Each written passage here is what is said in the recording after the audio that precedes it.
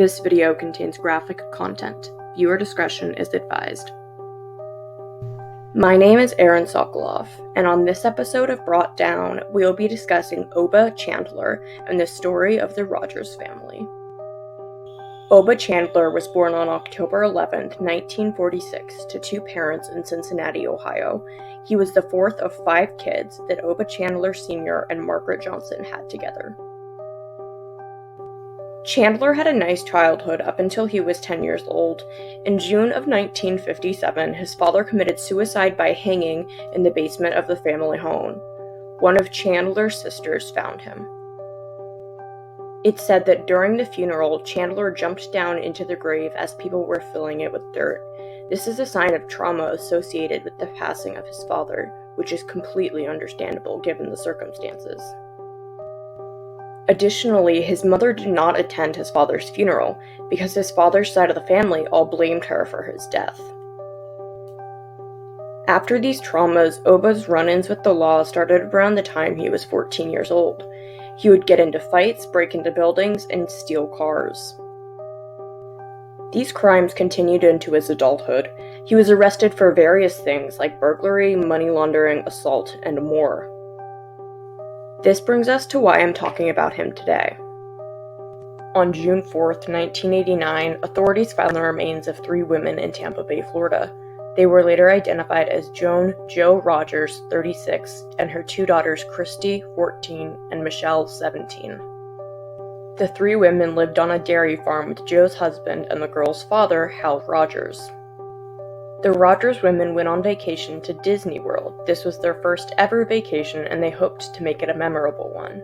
It's safe to say it was. On their way home, they got a bit lost and ended up driving through Tampa instead of north towards Ohio.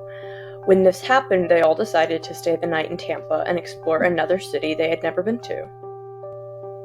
While they were driving around Tampa, they had to stop for gas. When they did this, they met a nice man who gave them directions. He wrote them down on a piece of paper. This is a crucial part of the story. The man was Oba Chandler. The 4 of them began making small talk. They realized they were all from Ohio and started to form a sort of friendly connection. Chandler was talking about his hobby as a sunset cruise tour guide on his private boat. He then offered them a free cruise on his boat to see that night's sunset. Jo was hesitant to take him up on the offer, but the girls were begging her to accept. Eventually she did, and he wrote her instructions on when and where to go. He also described his blue and white boat to the women. After the guests headed back to their hotel room and moved their belongings into their room. However, they never unpacked since they were just staying overnight. After having dinner that night, the women left the hotel in their car at around 7:30 p.m.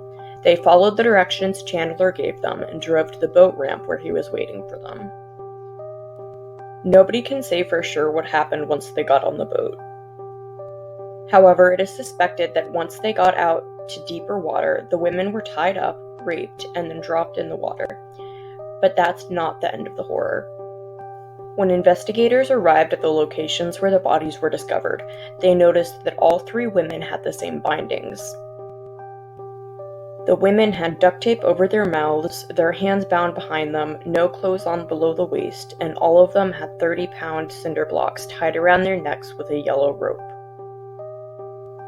Because the women's bodies had badly decomposed, investigators had a difficult time identifying them.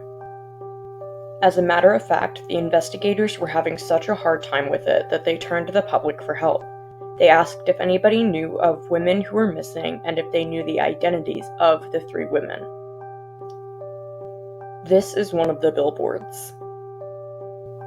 The manager of the hotel the women were staying at saw one of the billboards and came forward with important information. The manager said that a woman and her 2 younger girls had checked into the hotel on June 1st. When the cleaning staff went into the room, they said it looked untouched other than a few personal belongings. The manager also stated that the women had never checked out.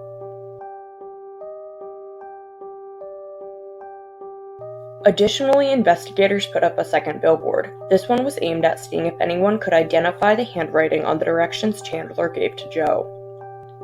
This billboard paid off as well. One day, as a woman was driving by the sign, she realized that the handwriting looked exactly like the handwriting on a receipt she had from a handyman who did some work on her home. Big shocker, this man was Chandler. She brought the receipt into the police, where it was forensically analyzed and concluded to be a match. However, the police could not convict him solely based on handwriting. At this time, this was pretty much the only evidence the police had against him. At this point in the story, it's important to note that 2 weeks prior to the Rogers family murders, a woman was raped by a man she would later identify as Oba Chandler.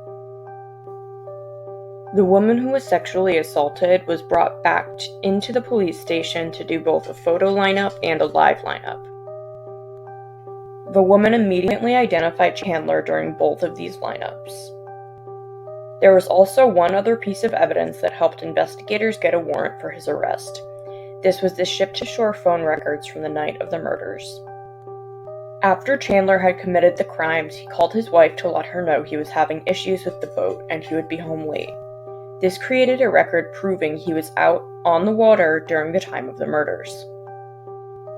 Now the police had enough evidence for both an arrest and a conviction. On September 29, 1994, Chandler was found guilty of 3 counts of first-degree murder. He was later sentenced to death. Chandler was executed via lethal injection in November of 2011 at the age of 65. After his execution, Chandler was concluded to have been responsible for one other murder. This murder had no relation to the other ones, and they had happened a year apart. This additional murder classifies Chandler as a serial killer. That concludes today's episode. Please head over to our website and let us know what you think in the comments. I'm Erin Sokoloff, and I'll see you next time on Brought Down.